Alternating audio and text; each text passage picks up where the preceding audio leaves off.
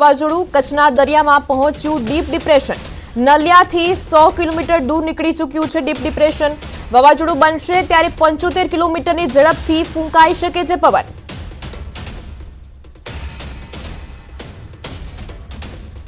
અસના વાવાઝોડું તોડશે અનેક રેકોર્ડ। 133 વર્ષના ઇતિહાસમાં પ્રકારનું ચોથું વાવાઝોડું। ઓગસ્ટમાં વાવાઝોડું બનવાની 133 વર્ષમાં ચોથી ઘટના હશે। અરબ સાગરમાં સામાન્ય રીતે ઓગસ્ટમાં નથી બનતા વાવાઝોડા। 1944, 1964, 1976 બાદ આ પ્રથમ ઘટના હશે। જોગવાનું જોગ 48 વર્ષ પહેલાનું વાવાઝોડું પણ આ રીતે બન્યું હતું। જમીન પરથી દરિયામાં જઈને બન્યું હતું વાવાઝોડું। હાલ સુધીનો ટ્રેક પર 1976 જેવો છે। તો હાલ અમારી સાથે સંવાદદાતા લખમણ પટાર જોડાઈ ગયા છે। જી લખમણ, અસના વાવાઝોડું બની રહ્યું છે, શું છે વધુ વિગતો? જી શ્રુતિ, જે હાલ જે હવામાન વિભાગ તરફથી જાણકારી આપવામાં આવી છે એ પ્રમાણે 5 વાગ્યા બાદ કોઈ પણ સમયે આ સિસ્ટમ છે એ વાવાઝોડાનું સ્વરૂપ ધારણ કરી શકે છે। ભલે તે કચ્છના દરિયા કિનારાથી દૂર છે, હાલ જે લોકેશન તેનું છે એ લગભગ નલિયાથી 100 કિલોમીટર દૂર દરિયામાં છે અને ત્યાં જઈને તે લગભગ 5-5:30 વાગ્યા આસપાસ વાવાઝોડાનું સ્વરૂપ ધારણ કરશે અને એ સમયે દરિયામાં પવનની ગતિ 75 થી 80 કિલોમીટર પ્રતિ કલાક સુધી હોઈ શકે છે અને જેના કારણે થઈને હજુ પણ સાવધાન રહેવું જરૂરી છે। ભલે ખતરો અહીંયાથી નીકળી ગયો છે, સિસ્ટમ ગુજરાત ઉપરથી પસાર થઈ ચૂકી છે, પરંતુ હજુ પણ તે જે ઝટકાવાળા પવનો છે તે દરિયા કિનારા ઉપર આવી શકે છે, જેના કારણે થઈને સાવધાન રહેવું જરૂરી છે। ઉપરાંત બીજી એક મોટી વાત એવી છે કે 133 વર્ષના ઇતિહાસમાં આ પ્રકારની માત્ર ચોથી ઘટના હશે। જો વાવાઝોડું જ્યારે બનશે ત્યારે આ ચોથી ઘટના હશે કે ઓગસ્ટમાં, કારણ કે સામાન્ય રીતે અરબ સાગરમાં જે વાવાઝોડા બનતા હોય છે ભારતમાં, તેની સિઝન એપ્રિલથી લઈને જૂન અથવા તો જુલાઈની શરૂઆત સુધીની હોય છે, પરંતુ છેલ્લા 48 વર્ષના ઇતિહાસમાં પહેલી વાર એવું બની રહ્યું છે। 133 વર્ષમાં પહેલી વાર, ચોથી વખત આવું બની રહ્યું છે અને 48 વર્ષમાં પહેલી વાર એવું બની રહ્યું છે કે ઓગસ્ટમાં કોઈ વાવાઝોડું અરબ સાગરમાં બન્યું હોય। આ પહેલા પણ 1944, 1964 અને 1976 આ પ્રકારની ઘટનાઓ બની ચૂકી છે, પરંતુ 48 વર્ષથી આવી કોઈ ઘટના જોવા નથી મળી અને આ એક ખરેખર આ વાવાઝોડું છે અનેક રેકોર્ડ તોડી રહ્યું છે શ્રુતિ। અને હજુ પણ સાવધાન રહેવાની એટલા માટે જરૂર છે કે ઝટકાના પવનો કિનારા સુધી આવી શકે છે અને જેના કારણે લોકોએ સાવધ રહેવું જરૂરી છે। તો આ જમીન પરથી જે રીતે વાવાઝોડું બની રહ્યું છે તો લોકોને કઈ રીતે સુરક્ષિત રહેવાની પણ જરૂર છે આમાં? કેમ કે શ્રુતિ, હજુ પણ વરસાદ પણ વરસી શકે છે। ભલે વરસાદની તીવ્રતા અગાઉ જે આપણે 3-4 દિવસ જોઈ છે એટલી નહીં હોય, એટલી રાહતની વાત છે, પરંતુ વરસાદ હજુ પણ થોડા ઘણા પ્રમાણમાં અમુક વિસ્તારમાં પડી શકે છે। ભલે થોડો ઘણા વિસ્તારમાં જ પડશે, પરંતુ કોઈક જગ્યાએ ભારેથી અતિ ભારે વરસાદ હોઈ શકે છે અને પવનની ગતિ જેમ માત્ર પવન એક સાથે આવતો હોય અને ઝટકાવાળા પવન હોય એના કારણે થઈને ઝાડ પડવાની પણ શક્યતાઓ રહેતી હોય છે। એટલે આ તમામ શક્યતાઓને જોતા સાવધ રહેવું જરૂરી છે। જી લખમણ, સમગ્ર માહિતી બદલ આભાર। સપાટીમાં ઘટાડો, નદીની સપાટી 26 ફૂટે પહોંચી। આજવા સરોવરની સપાટી પણ 213.70 ફૂટે સ્થિર થતા રાહત। વડોદરામાં વિશ્વામિત્રી નદી અને આજવા સરોવરના જળસ્તરમાં થયો ઘટાડો। વિશ્વામિત્રી નદીની સપાટી 24.75 ફૂટે પહોંચી તો આજવા સરોવરની સપાટી 213.70 ફૂટ પર સ્થિર થતા વડોદરાવાસીઓએ રાહતનો શ્વાસ લીધો। વડોદરામાં ઓસર્યા વરસાદી પાણી, સફાઈ કર્મીઓએ શરૂ કરી સફાઈ કામગીરી। વડોદરા સહિત અમદાવાદ અને સુરતથી પણ સફાઈ કર્મીઓની ટીમો બોલાવાઈ। વડોદરા તંત્રની ઘોર બેદરકારી, કરોડોના ખર્ચે ખરીદેલી 20 સ્પીડ બોટ પૂર વચ્ચે પણ ધૂળ ખાતી રહી। પૂરમાં લોકોની મદદ માટે ખરીદેલી બોટ બંધ હાલતમાં। અધિકારીઓ અને નેતાઓ આ બોટનો ઉપયોગ કરવાની પણ તસ્દી ન લીધી।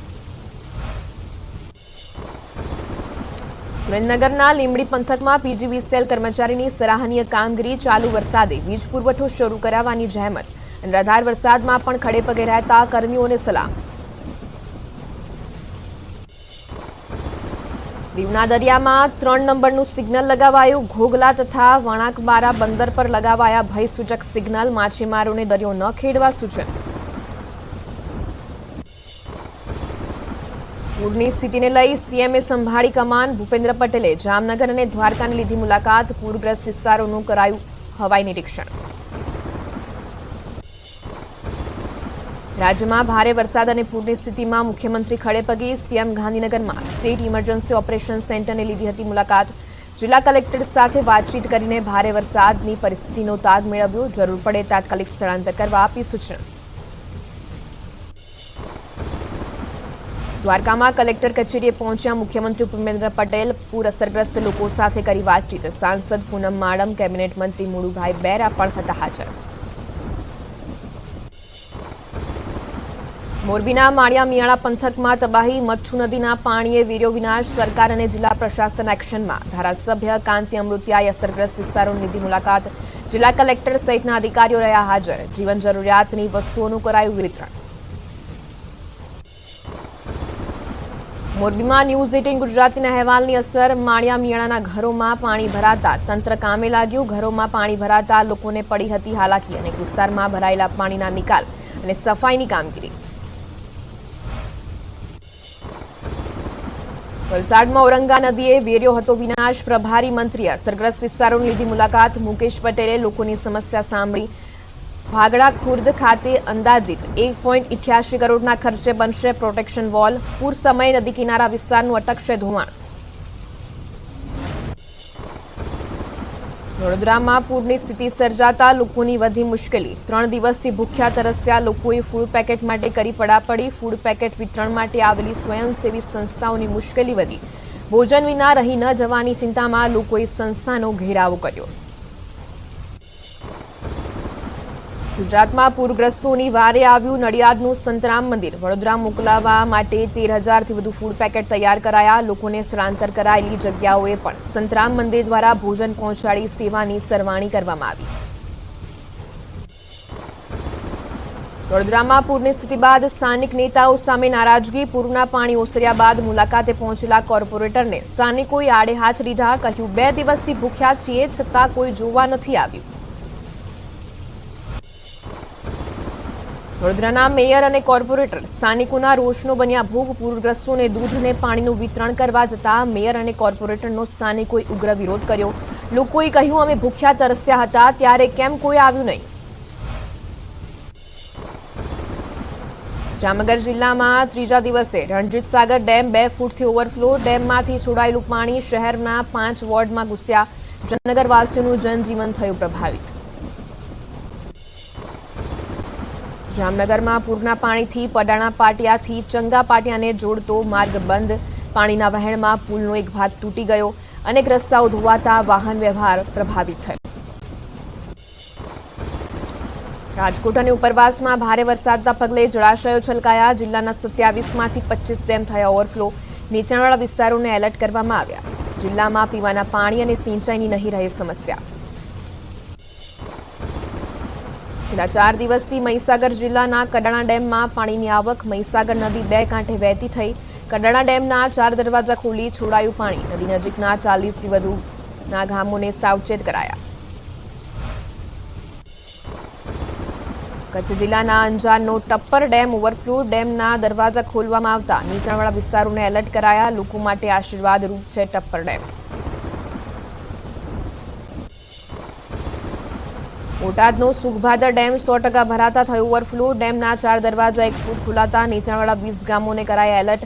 રાણપુર ધંધુકાની જીવાદોરી સમાન. ડેમ છલકાતા પંથકના લોકો અને ખેડૂતોમાં ખુશી.